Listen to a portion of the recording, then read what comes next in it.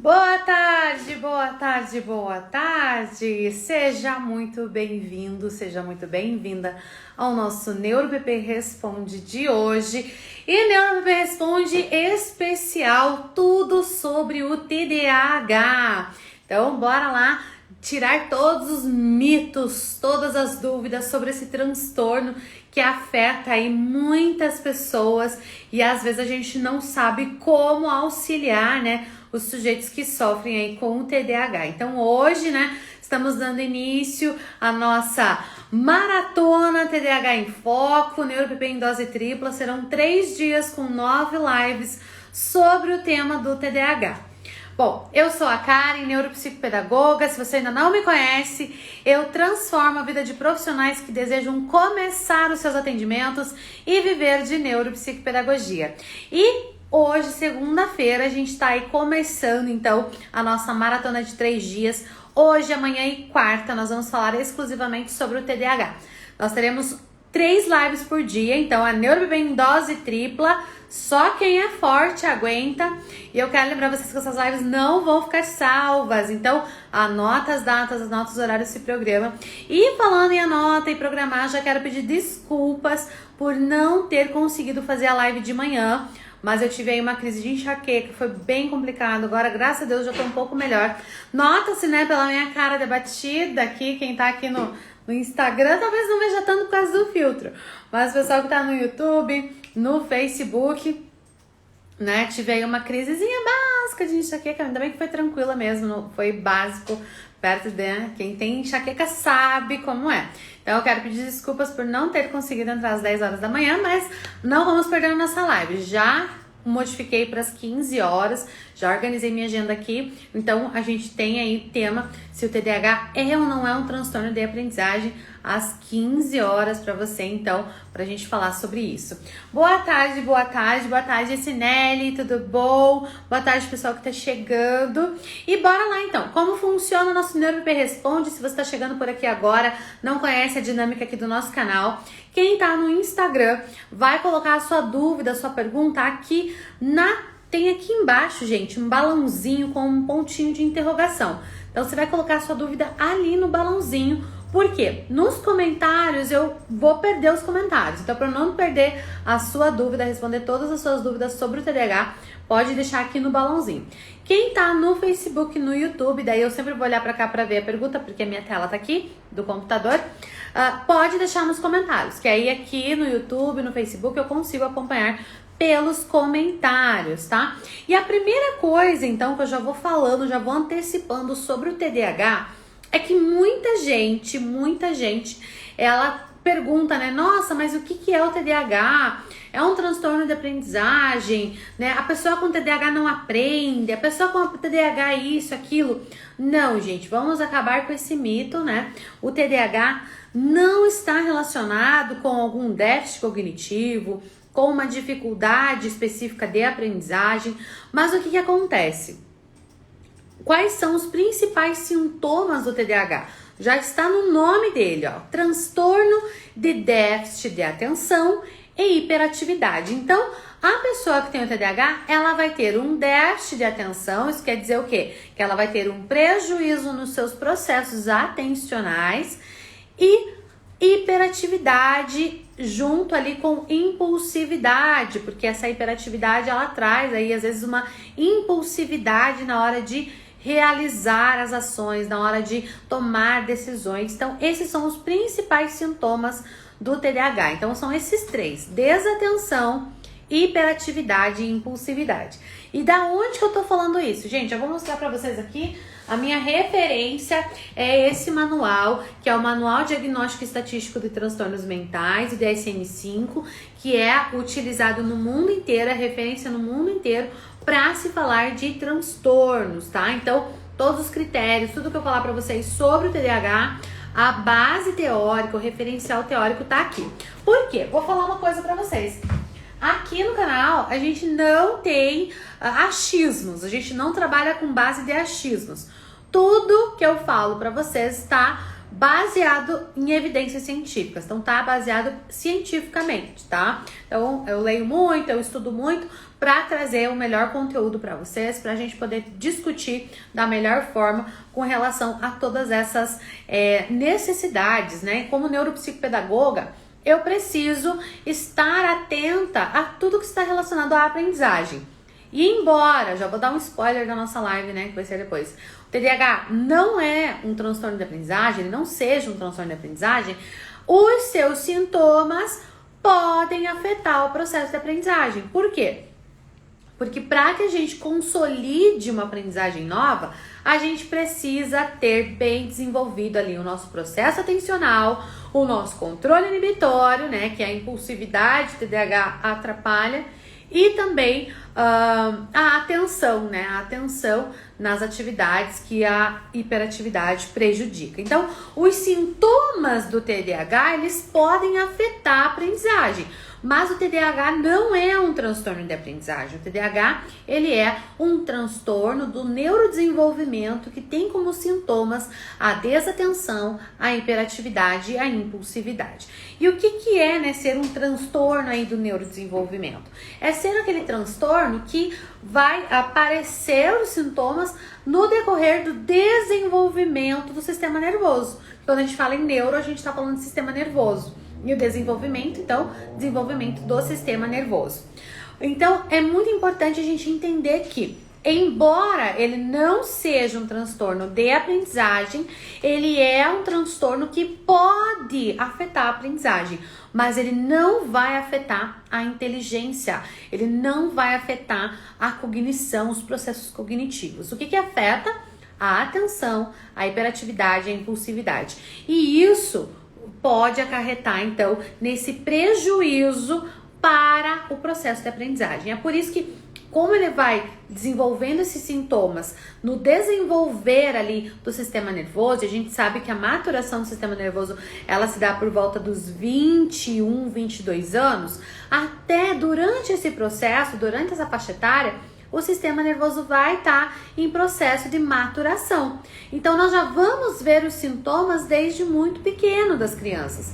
E isso pode afetar aí o rendimento acadêmico, pode afetar, né, a maneira como ela se comporta na escola. Enfim, por isso é preciso entender os sintomas, identificar esses sintomas, né, dar um diagnóstico o mais precoce possível para que a gente possa fazer as intervenções. Lembrando que o TDAH, o diagnóstico fechado mesmo dele, ele é dado a partir de 12 anos de idade. Mas isso não quer dizer que muito antes a gente não perceba os sintomas. Sim, nós já percebemos desde muito antes. Bom, vamos para as perguntas então, porque eu tô aqui só falando, né? Só falando, mas vamos para as perguntas. Vou aqui, ó, quem tiver no Instagram, coloca a sua dúvida no balãozinho de perguntas. Nos comentários eu não consigo acompanhar. Eu vou pegar uma pergunta aqui do YouTube. Vamos lá.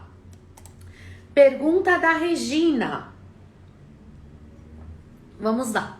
Oi, Karen. Oi, Regina. Se um adulto sente que tem potencial para render mais e não consegue, isso pode ser TDAH? Pode. Pode ser TDAH, pode ser estresse, pode ser cansaço, pode ser muita coisa, tá? Como que a gente vai saber quando é TDAH? Quando a gente fizer a triagem do TDAH. Na neuropsicopedagogia, a gente trabalha num processo de avaliação, onde a gente vai identificar ali as questões relacionadas com a aprendizagem. Então, na bateria de avaliação neuropsicopedagógica, nós vamos avaliar as habilidades que são requisitos e pré-requisitos da aprendizagem. De acordo com a faixa etária, né, da criança, do adolescente e do adulto, a gente vai avaliar a atenção, a memória, o controle inibitório, a flexibilidade cognitiva, né, as funções executivas de uma maneira geral. A gente vai avaliar a linguagem, a gente vai avaliar repertório, a gente vai avaliar consciência fonológica. Enfim, nós vamos fazer uma avaliação dos requisitos que são necessários para potencializar a aprendizagem. Porque você concorda comigo que render, né, render aqui quer dizer algo para você fazer um atendimento de uma aprendizagem, né? Ah, eu vou render mais é porque eu vou ser mais produtivo. Para eu ser mais produtivo, eu tenho que ter as minhas organizações, eu tenho que aprender a me organizar, eu tenho que aprender a ser mais produtivo, eu tenho que aprender a render mais. E na vida adulta, o render mais, ele pode estar relacionado com simples, puro estresse, né? Estafa mental, cansaço físico, tudo isso pode ocasionar, né, esse render menos, essa baixa produtividade. Mas na avaliação neuropsicopedagógica, então, nós vamos fazer um rastreio dos processos atencionais, dos processos de memória, das funções executivas, e aí sim, né, dentro dos critérios, são 18 critérios que o TDAH se enquadra, que a pessoa precisa, né, passar ali, ver se há indicativos desses 18 critérios. Se houver, aí sim a gente pode falar em TDAH. Mas o simples fato do não render ou render, nós não podemos considerar como TDAH. Eu muitas vezes não estou rendendo. Hoje de manhã eu não rendi para fazer a nossa live. Por quê? Porque eu estava com a minha enxaqueca atacada. Então, assim, não é um TDAH. Às vezes eu vou falar uma coisa e eu esqueço. Mas isso pode ser uma estafa mental, tá? Pra gente falar em transtorno, primeiro, o transtorno, ele tem que ser algo persistente, ele tem que estar presente na vida da pessoa, os sintomas, pelo menos dos últimos 6 meses. Segunda coisa, quando a gente fala em transtorno, ele vai ter dado sinais na infância, mesmo estando adulto, ele vai ter dado sinais na infância. Então a gente tem que entender os marcos do desenvolvimento, a gente precisa fazer uma investigação. O sintoma é a pontinha do iceberg. Não é porque, eu tô desatenta, eu tô hiperativa hoje, tô impulsiva, que eu tenho TDAH, tá? Não quer dizer isso. Todo ser humano, em algum momento da sua vida, vai ter momentos de desatenção, vai ter momentos de hiperatividade, vai ter momentos de impulsividade.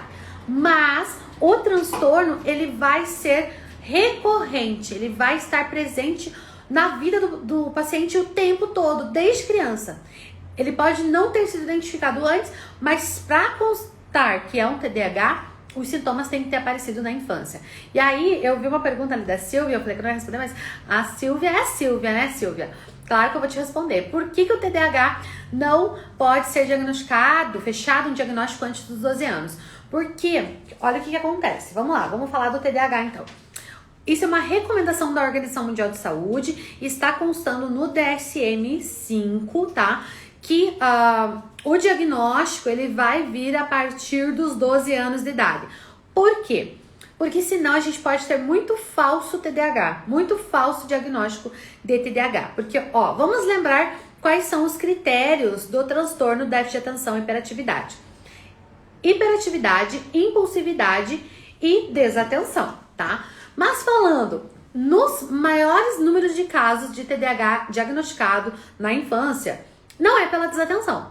Geralmente é pelos casos de hiperatividade e impulsividade. Não tem controle inibitório, né? Uma pessoa muito impulsiva, muito agitada, não consegue parar. E aí o que acontece? Gente, a gente não tá no estudo escatológico aqui pra falar, página, não tô com o DSM aberto, não tenho memória fotográfica, gente, pelo amor de Deus. Mas entra lá na seção dos transtornos, vai estar lá a orientação. Tá? Bom, voltando aqui nos critérios. Por que antes dos 12 anos não se deve dar um diagnóstico fechado? A gente deve identificar os indicativos, a gente deve ver os sintomas como um quadro possível de um TDAH, a gente já vai entrar com um processo terapêutico e de intervenção, mas por que não podemos fechar o diagnóstico, ou pelo menos não se deve, né? Tem uma orientação de que não se deve fechar antes dos 12 anos de idade. Se a gente estudar os estágios do desenvolvimento, vamos lá, vamos voltar para Piaget, vamos estudar os estágios do desenvolvimento humano, a gente sabe que nós temos ali 4 estágios de desenvolvimento humano. Quais são eles? O estágio sensório, né, sensório motor, o estágio pré-operatório, o estágio operatório concreto, o estágio operatório formal. Quando é que as nossas funções cognitivas superiores, como funções executivas, atenção, memória de trabalho, flexibilidade cognitiva, controle inibitório, vai estar maturada a partir do nosso estágio operatório formal. E qual é a idade que a gente vai para esse estágio? 12 anos, de 11 a 12 anos de idade. Então, organicamente, biologicamente, o nosso sistema nervoso, ele só vai ser capaz de processar, né, em 100% as nossas funções executivas que estão relacionadas com o TDAH, né, com a baixa aí que prejudica o TDAH, a partir dos 12 anos. Uma criança até 12 anos está em desenvolvimento, em maturação. Maturação do quê? Do controle inibitório, maturação da flexibilidade cognitiva, maturação dos processos atencionais, da memória de trabalho. Então é normal uma criança ser agitada. Não acontece isso? A criança é super agitada, ela se torna adolescente, aquela agitação diminui, ela se torna uma criança mais calma, já gosta de atividades um pouco mais paradas. Não acontece isso no desenvolvimento? A gente fala da adolescência, inclusive, que é bem essa faixa etária, né, a pré-adolescência.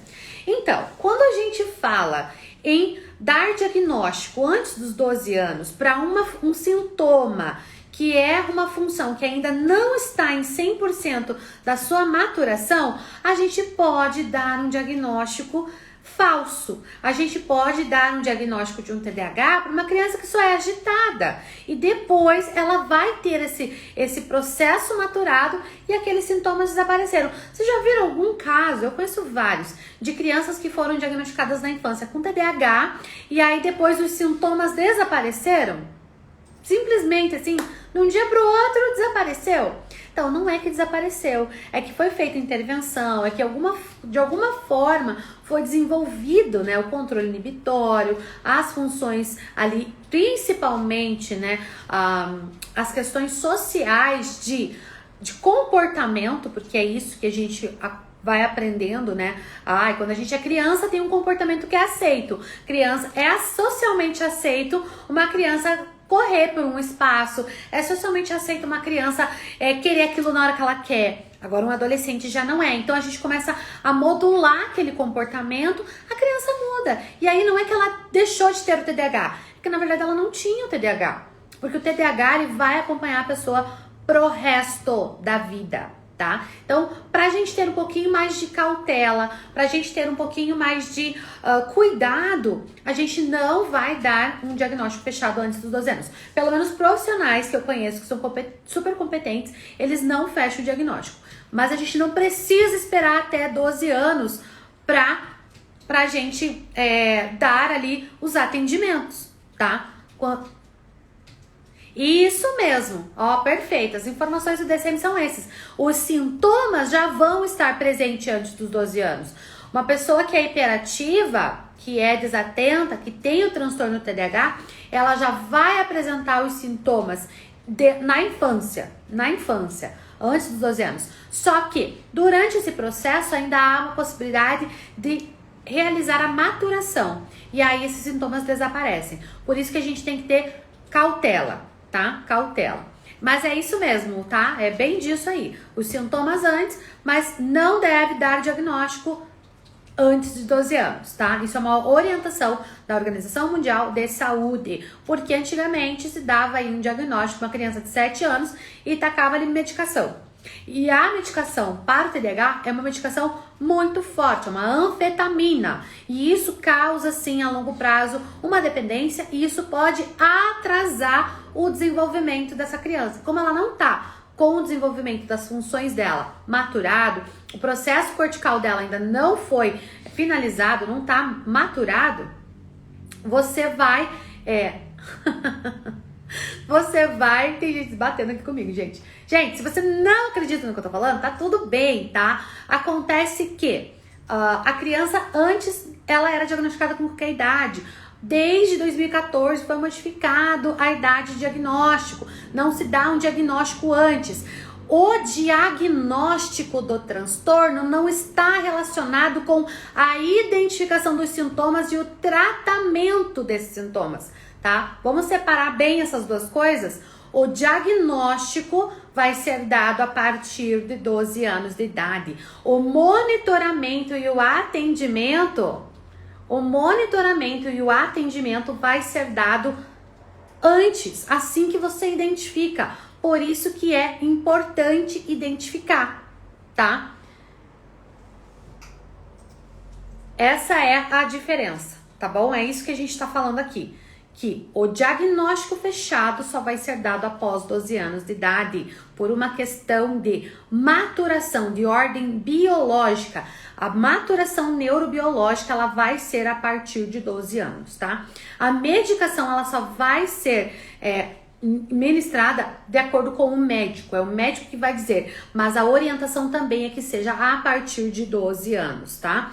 Casos extremos vão ser medicados antes? Vão, e tá tudo bem, porque existe um acompanhamento médico, é isso que eu estou falando pra vocês. O médico que vai ser responsável pela medicação. Se o médico falar que é a medicação, se o médico falar que ele tem que usar a medicação, vai ter que usar, não é responsabilidade nossa. Nós não vamos contra o médico, tá? No DSM fala que os sintomas aparecem a partir dos 4 anos, tá? No DSM fala que os sintomas aparecem a partir dos 4 anos, mas o diagnóstico precisa ser esperado. Você não vai dar um diagnóstico uma criança com 4 anos, porque ela não tem maturidade neurobiológica para ter controle inibitório, para ter foco atencional.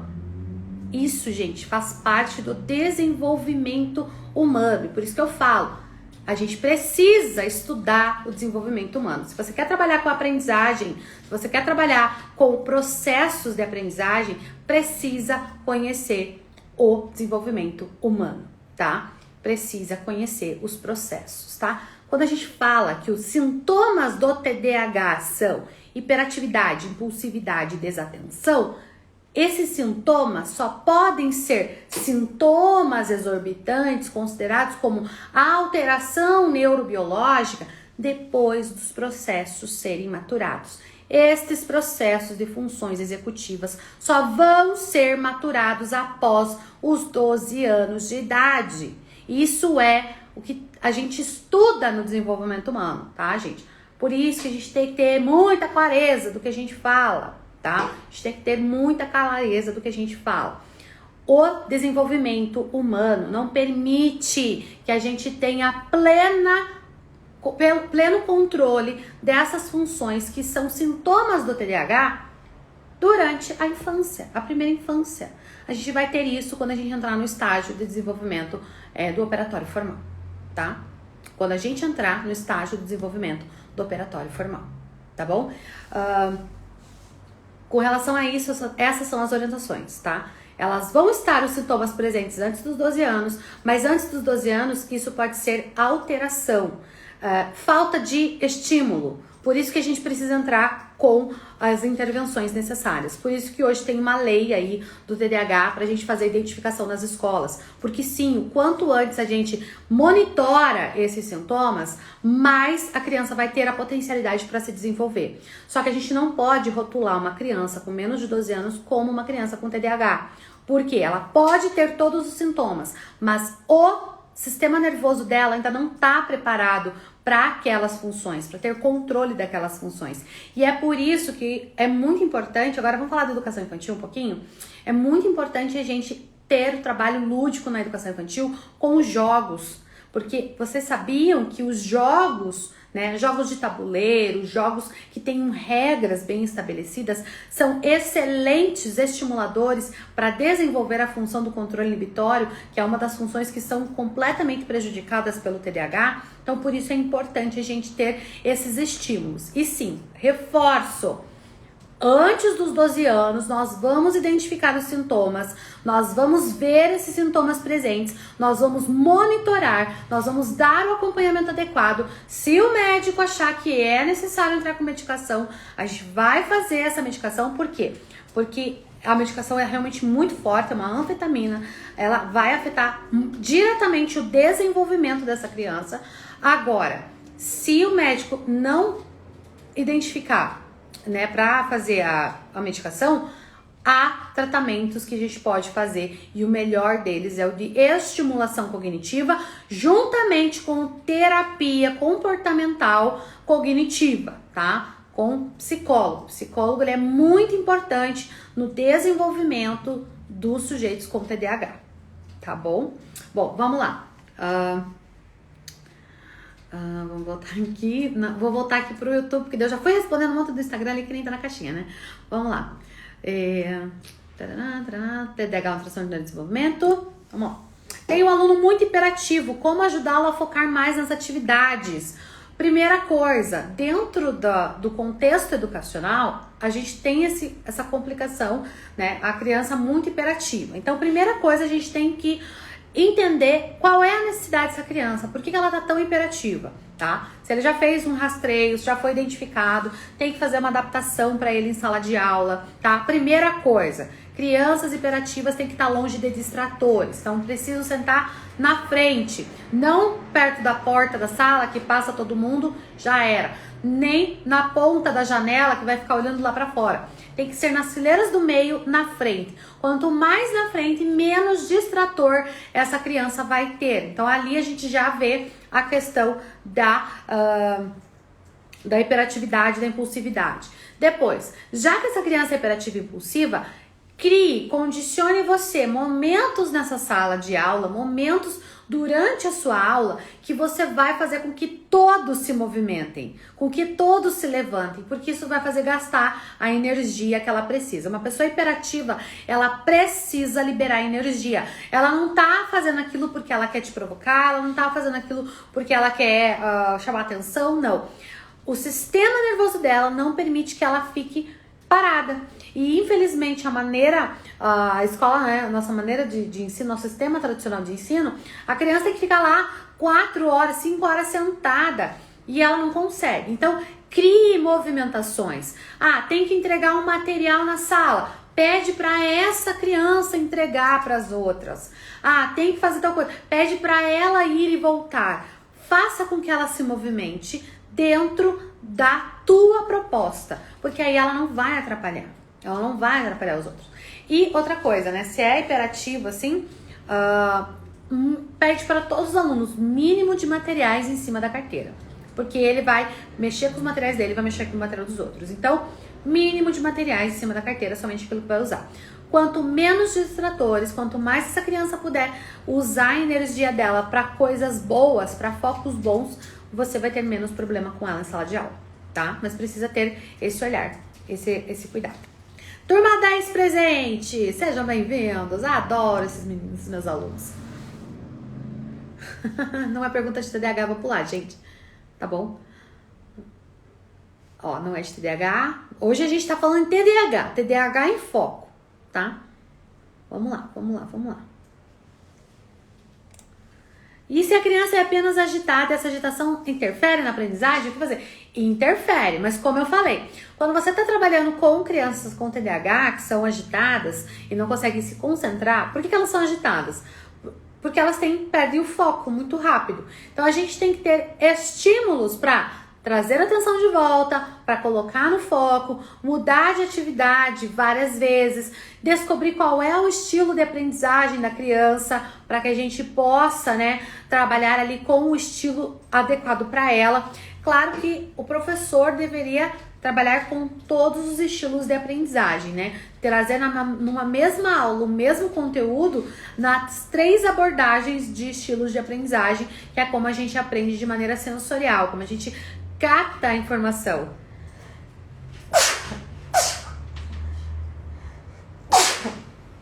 Renete, vamos lá. Então isso seria assim, deveria ser praxe para todos os professores, tá? Mas quando você identifica os seus alunos com maior dificuldade, esses principalmente, você vai trazer uma atividade mais adequada, você vai cortar a atividade em partes para manter o foco, vai trazer sempre alguma coisa para retomar a atenção para a atividade, porque é muito complicado. A criança que tem ali agitação, ela realmente vai ter o prejuízo, porque a agitação não permite que ela tenha a atenção concentrada, tá? A atenção sustentada nas atividades. E para que haja aprendizagem, a gente precisa dos nossos processos atencionais naquilo que precisa ser aprendido, tá? Então a gente tem que desenvolver essas estratégias.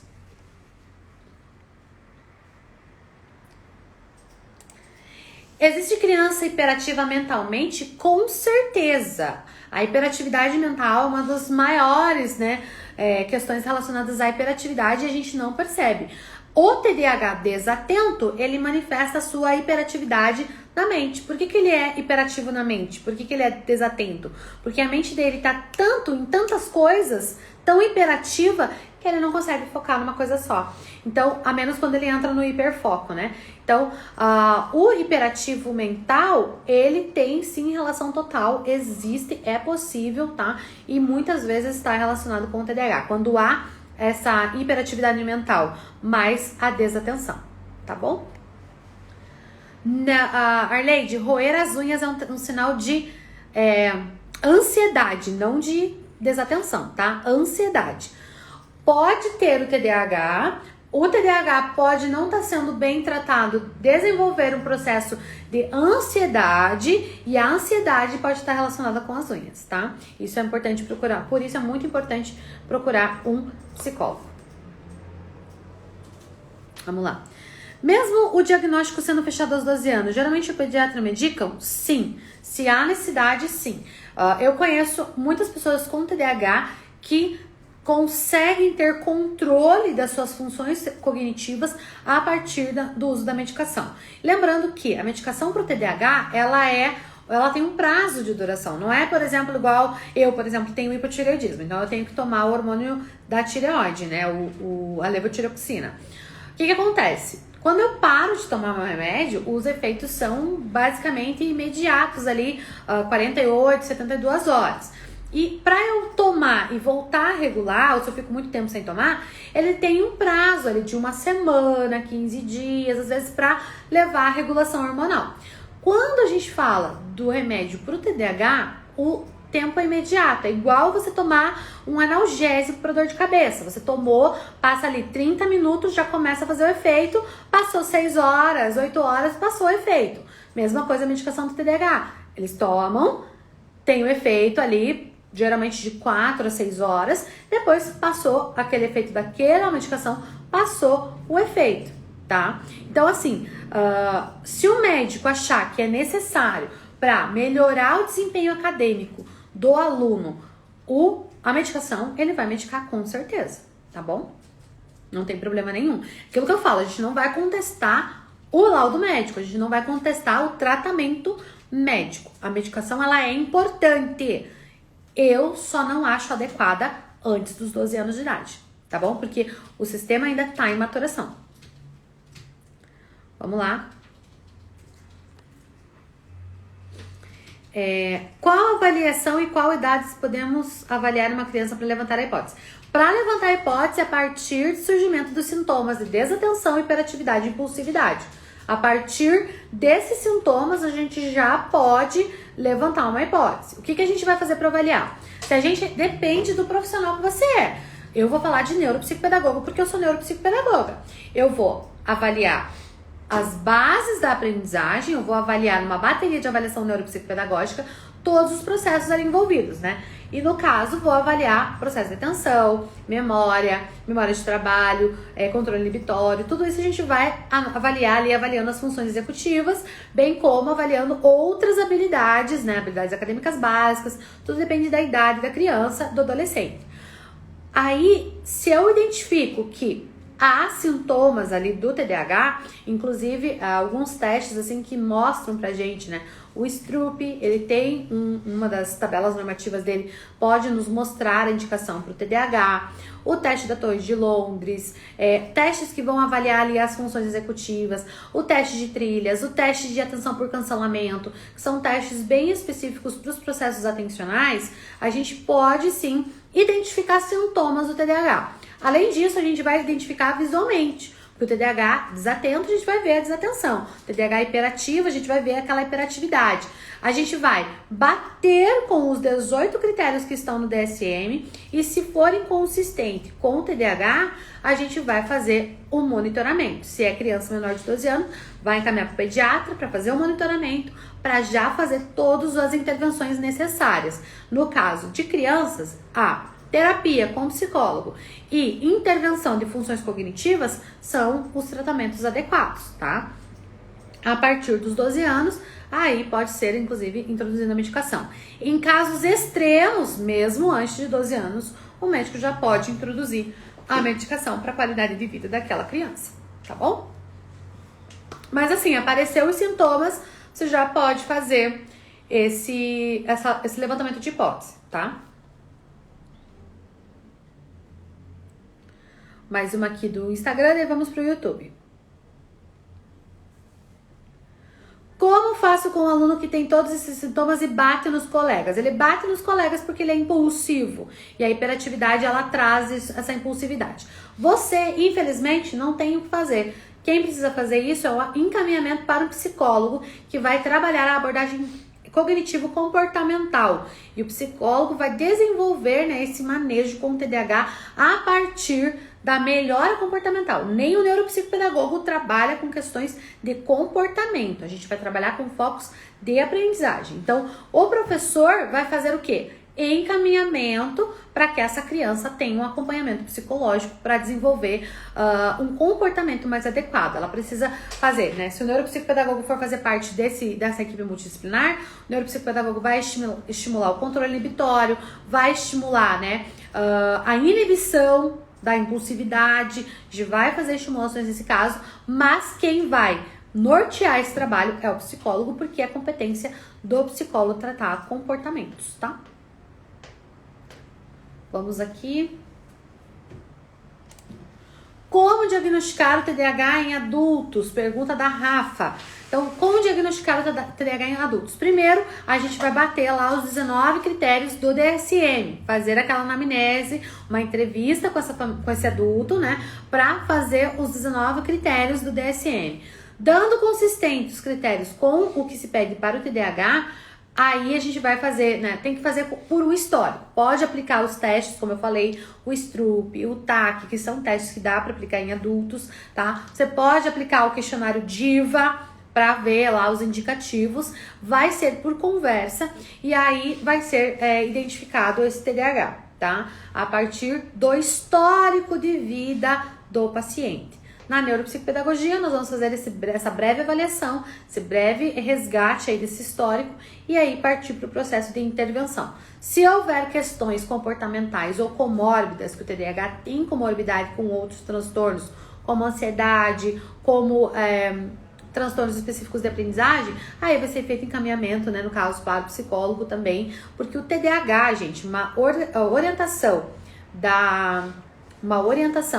da Associação Brasileira de TDAH, tá, é que o tratamento seja feito com um médico, né, que vai ou não dar a medicação e que vai dar o diagnóstico, com um terapeuta cognitivo comportamental, que é um psicólogo da abordagem TCC, e estimulação de funções cognitivas, e aí pode entrar vários profissionais, inclusive o neuropsicopedagogo, tá bom? Pergunta da Rafa também, é possível quadro de autismo com TDAH? Com certeza.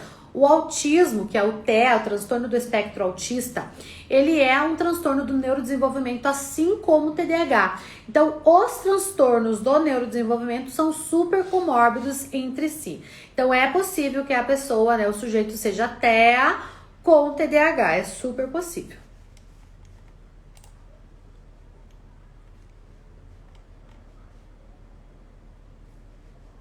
Saudades da Janete! Todo hiperativo é desatento? Não, porque nem todo hiperativo tem desatenção, né? Eu sou uma pessoa super hiperativa e não sou desatenta, mas eu sou super ativa porque eu sou ligada no 360, né? Sempre tô fazendo alguma coisa, né? Mas não sou desatenta. Então, não, nem todo hiperativo é desatento.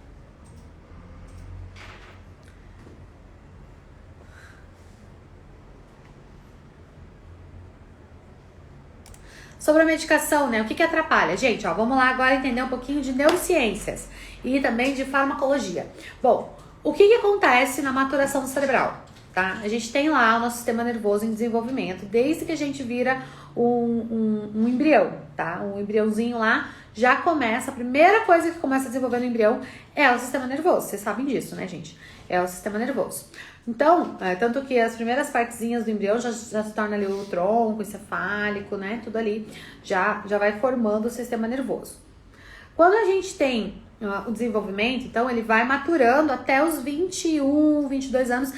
Hoje já existem pesquisas que tem gente falando até 24. Eu não sei, gente. As pesquisas que eu estudei até hoje, por enquanto, né? Mas isso pode estar, né, mudando.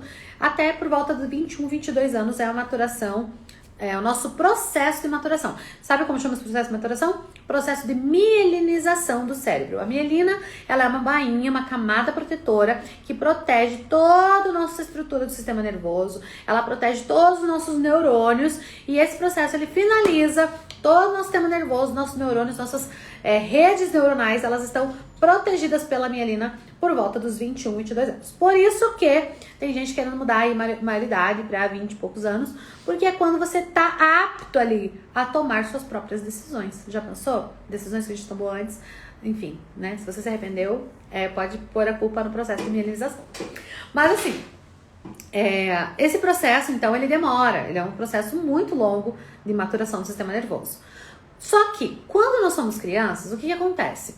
Quando a gente nasce, a parte maior ali do nosso cérebro, que está mais desenvolvida, é principalmente ali a parte mais basal, né, do sistema nervoso, do cérebro, e o nosso sistema límbico, tá? O sistema límbico, que é aquele sistema das emoções, que é comandado pelas emoções, pelas sensações, tá?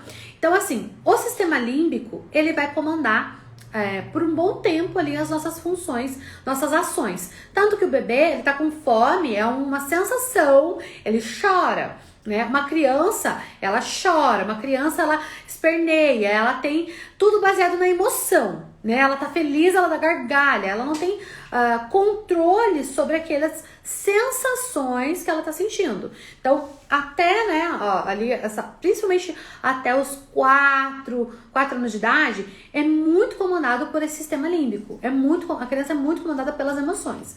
Mas o que acontece? Cada vez que a gente impõe um limite para a criança, a gente fala, não pode isso, não pode aquilo, vamos fazer assim, é assim que funciona, né? Não chora por causa disso, não chora por causa daquilo. Olha, o que está acontecendo? Toda vez que a gente faz, né, impõe um limite para uma criança, a gente está ajudando ela a desenvolver o controle inibitório. Toda vez que a gente pergunta alguma coisa para uma criança e dá a possibilidade dela refletir sobre aquela ação, sobre aquela situação, sobre aquela circunstância, a gente está desenvolvendo as funções, a flexibilidade cognitiva, né, que é a capacidade de resolução de problemas. Então, quando a gente estimula essas funções, quando eu dou para uma criança brincar com aquele joguinho de encaixe, né, que tem várias formas geométricas, cores diferentes, que faz pareamento de cor, de forma e encaixe, eu não estou dando um brinquedo para a criança se distrair. Eu estou desenvolvendo as funções executivas dela, porque ela está resolvendo um problema, que é guardar os brinquedinhos nos lugares que ele encaixa. Então, tudo isso, né, a gente vai desenvolvendo nas crianças, tá? O que acontece? Quanto mais estimulação, maior estímulo, mais processos sinápticos ocorrem, tá? As sinapses são essas redes, né, de conexão que nós vamos formando no nosso sistema nervoso, tá? Essas sinapses, elas têm duas formas de acontecer. São sinapses elétricas, que é onde passa a informação e passa um impulso nervoso. Vocês sabem que o nosso sistema nervoso, principalmente o cérebro, né, que é o maior órgão do sistema nervoso, ele é totalmente eletrizado, ele é movido por carga elétrica. Por isso que a gente consegue fazer o eletroencefalograma, que é colocar eletrodos para medir a energia, a eletricidade que tem aqui, tá? E isso se dá em função das sinapses. Então, as sinapses, né, elas são totalmente descargas elétricas. Então, a gente tem ali um impulso nervoso que passa por essa bainha de mielina de um neurônio para o outro, né, levando as informações, tá? Isso é uma sinapse, é o processo de sinapse elétrica. Mas simultaneamente, o que quer dizer? Que ao mesmo tempo que está acontecendo uma sinapse elétrica, essa eletricidade que passa no neurônio, ela também gera componentes orgânicos aqui nesse neurônio, porque os neurônios são células, e as células, agora a gente vai falar em química, as células, elas têm compostos orgânicos, e essas células produzem né, produzem ali componentes orgânicos chamados neurotransmissores, neuromoduladores, aminoácidos, hormônios neurotransmissores, tá? Que passam por essas sinapses. Então, passam de um neurônio ao outro. Então, ao mesmo tempo que um processo sináptico leva uma carga elétrica, ele também leva compostos orgânicos, né? Que nós conhecemos muitos deles por neurotransmissores e neuromoduladores. Ó, o que é um neurotransmissor? É um composto orgânico que é transmitido de uma para outra para levar informações, para levar nutrientes, para levar as cargas orgânicas do sistema nervoso. O neuromodulador, ele é um componente que vai ajudar a modelar essas informações. Deixa eu ver se eu consigo explicar um pouquinho melhor. No neurônio, a gente tem uma parte dele que chama... a gente tem ali os axônios, os dendritos, né? Que é por onde a gente capta a informação, onde ele conversa, tipo, ele se comunica com outro neurônio, recebe a informação pelo dendrito. Vai passar essa informação pelo núcleo, né? Pelo núcleo celular. E aí tem um filamento que é o axônio, tá? O axônio, no final dele, tem os botões terminais, que é onde saem os compostos orgânicos. E esses botões terminais, eles são como se fossem pecinhas de Lego, de encaixe, tá? E ao mesmo tempo que saem as informações, eles precisam também ser modulados, eles precisam ser organizados, né? Não pode ficar livre ali.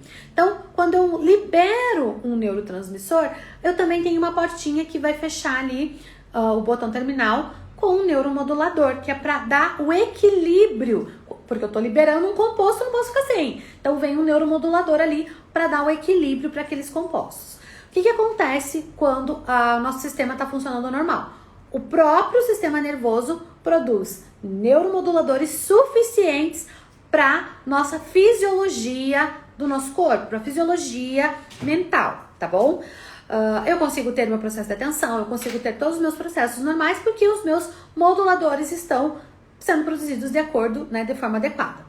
Quando eu tenho algum desequilíbrio, esse desequilíbrio pode ser hormonal, esse desequilíbrio pode ser alteração neurobiológica, eu não produzo neuromoduladores suficientes. E aí a anfetamina, que é tomada por quem tem o TDAH, é para ajudar nesse equilíbrio dos neuromoduladores.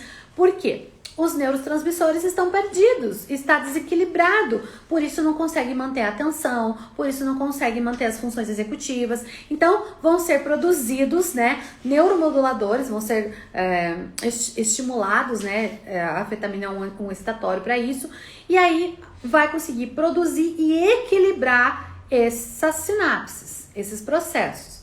Por isso que ele vai ajudar a pessoa que tem o TDAH. Acontece que na infância não tá tudo formado, então vai haver desequilíbrio desses modeladores. E aí já pensou assim, por exemplo, se você tem, você precisa fazer alguma coisa, mas você consegue, por exemplo, a calculadora, você precisa fazer um cálculo, né? Um cálculo simples. Se você tiver sempre uma calculadora do seu lado, você não vai exercitar a sua função de raciocínio. Por quê? Porque a calculadora está aqui. Mesma coisa acontece se eu tomar medicação que eu não preciso antes. Não vai ser... O sistema nervoso não vai ser estimulado para produzir mais neuromoduladores, neurotransmissores e equilibrar essas funções. E aí o que vai acontecer? O sujeito, ele vai deixar de produzir, porque o nosso cérebro é plástico, ele é adaptável, ele vai, quanto mais estímulo eu der, mais ele vai produzir. Agora, se eu medicar, você não vai ter um estímulo para produzir mais, e então ele vai sempre estar em déficit, ele vai sempre produzir menos, tá? Não sei se ficou claro, gente, mas é por isso que é prejudicial tomar uma medicação antes, porque você pode gerar um problema que não poderia ter, que poderia ter sido desenvolvido durante a maturação, que até os 12 anos ele vai maturar, ele vai buscar um equilíbrio. Aí sim, passou de 12 anos, não buscou o equilíbrio, a gente vai ter que entrar com medicação para isso. Mas até ali os 12 anos ainda está em desequilíbrio por conta do processo de maturação. Gente, é muita informação, né? Eu sei. Ah, meu Deus. Espero que vocês tenham entendido. Mas é que assim, gente, eu tenho 2 módulos dentro do método que explicam sobre isso. Eu não consigo explicar aqui tão rapidinho. E ainda assim, ainda fiz um baita, né? Já virou um super conteúdo isso aqui. Ai, gente, acho que é isso. Ai, deixa eu ver aqui. Ai, que bom, virou uma aula, né? É verdade. Eu vou responder só mais uma pergunta então, gente, dessa vez. Mas a gente vai ter 3 lives de NeuroPP Responde, tá? Amanhã tem e na quarta também, tá bom? Se eu não respondi a tua pergunta hoje sobre o TDAH, volta e pergunta amanhã, tá? Que eu prometo que eu vou responder, porque só essa resposta aqui já foi imensa.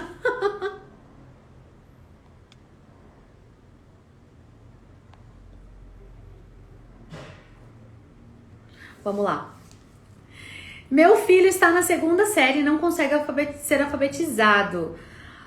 Prof, ele não tem memória de trabalho. Não, todo mundo tem memória de trabalho. Tem que desenvolver essa memória de trabalho. Ela pode estar prejudicada. Mas, como ele não foi alfabetizado, eu não posso saber se é por conta de TDAH ou não. A gente precisa fazer uma avaliação completa.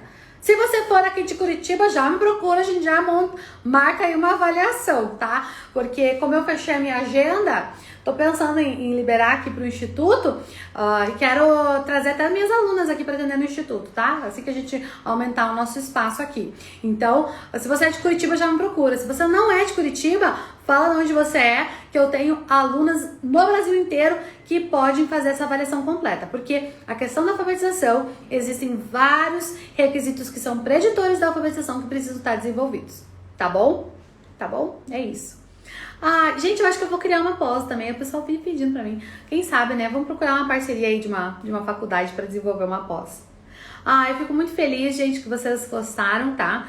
Eu vou encerrar por aqui, né? Porque a gente tá no auge agora, né? Vocês gostaram da explicação que a gente falou aqui muito de neurociências, mas a gente volta às 15 horas. Eu vou almoçar agora, gente, tá? Mas a gente volta às 15 horas com mais uma live e eu vou falar sobre o TDAH específico, se ele é ou não é um transtorno de aprendizagem. Eu já dei spoiler aqui, mas eu vou trazer as bases científicas para te falar por que ele não é um transtorno de aprendizagem. Já dei a resposta, já lemos o final do livro, vamos voltar pro meio, que é importante, tá? Então, a gente vai conversar então às 15 horas. Essas lives vão ficar 24 horas gravadas, só 24 horas. Depois elas vão sair do ar, tá bom? Elas não vão ficar disponíveis, mas por 24 horas elas vão ficar gravadas, tá bom? Um beijo. Que saudade, que delícia que eu tô vendo as minhas alunas aqui. A Silvia, que saudade da Silvia, Janete, a Dolores tá aqui, as meninas, a Andressa, ai, que maravilhosas. As minhas alunas, meus alunos, um beijo, amo todos, amo todas. Gente, eu vou aproveitar então que tem bastante aluno aqui, já vou falar uma coisa que vai acontecer. Não saiam, fiquem aqui que agora eu fiquei empolgada. Antes de eu encerrar, para os alunos, Nicole, chegando mais, ou pelo menos se manifestando, né? Alunos aqui do método Karen Denise. Esse nosso método começou como treinamento autoridade de NeuroPP, se transformou no método Karen Denise e hoje é o método Karen Denise Viver de Neuropsicopedagogia, porque ele tá fazendo os profissionais viverem de neuropsicopedagogia aí pelo Brasil. Quero, com maior orgulho, dizer para vocês que dia 7 de maio nós vamos completar, 2 anos de método, 2 anos transformando a vida dos profissionais que desejam atuar com neuropsicopedagogia, 2 anos transformando a vida das comunidades que esses profissionais estão atendendo e eu não podia ter maior orgulho do que isso. Então eu resolvi criar um evento. A gente não vai conseguir ainda fazer esse evento presencial, porque tá muito em cima, tá? Tá muito em cima, mas nós vamos fazer um evento online, uma noite de troféus. Vai ser tipo o Oscar, minha gente. E eu quero dar troféu para todo mundo. Então assim, gente, eu vou liberar, eu vou fazer uma live fechada para os alunos, tá? Era para ter feito isso na semana passada, mas eu não tive muito bem. Eu tive um susto esse final de semana, gente. Quero até pedir para vocês oração pela minha vozinha, tá? Ela tá bem, graças a Deus, mas ela teve um AVC no sábado. Então, assim, eu tive até um susto, acho que foi isso que me atacou, enxaqueca, inclusive, né? Gastrite nervosa, essas coisas, mas quero pedir que vocês orem por ela. Dona Irene, 84 anos, tá? Ela, graças a Deus, tá bem, tá em observação ainda no hospital, né? Ela não é daqui, mas logo, daqui a pouco eu vou ligar pra minha mãe pra ter mais notícias. Mas assim, agora até fiquei tremenda. Mas quero dizer pra vocês que era pra ter feito então na semana passada essa live com os alunos fechado. A gente não conseguiu, mas eu vou aproveitar e falar aqui que tem bastante aluno. Nós vamos fazer a Noite dos Troféus. Vai ser no dia 7, que é um sábado, que vai ser o dia que comemora a primeira turma do método, tá? Então eu já quero aproveitar que a Silvia tá aqui. Eu sei que a Camila acho que não tá, mas depois eu vou mandar mensagem também pra ela. Já quero dizer que as meninas da primeira turma vão receber uma homenagem especial. Então eu quero vocês presentes, tá? Desocupa a agenda de vocês aí. Dia 7 de maio a gente vai fazer a Noite de Troféus. E nesses troféus, eu quero entregar um troféu pra todos os meus alunos de qualquer uma da turma do método, desde a turma 1 2020 até a turma 10 que entrou agora, 2022, eu quero entregar um troféu para quem já está vivendo de neuropsicopedagogia, tá? Para quem começou seus atendimentos, para quem tá fazendo da neuropsicopedagogia uma fonte de renda extra, para quem tá fazendo da neuropsicopedagogia sua fonte de renda principal, tá? E a gente vai ter outras categorias também de troféus. A gente vai ter o semeador de ideias, que é a pessoa que desenvolveu a partir de palestras. A gente vai ter aí categoria para quem... o colecionador de sorriso de aprendizagem. Vão ser várias categorias, tá? E eu quero todo mundo participando. Eu vou mandar depois, eu vou fazer uma live, vou explicar certinho. Vou mandar pra vocês um formulário pra vocês preencherem até o dia 6, porque o nosso evento é no dia 7. Então eu preciso selecionar todo mundo até o dia 6, tá? Pra vocês me mandarem, contarem a sua história, como que você está transformando a neuropsicopedagogia.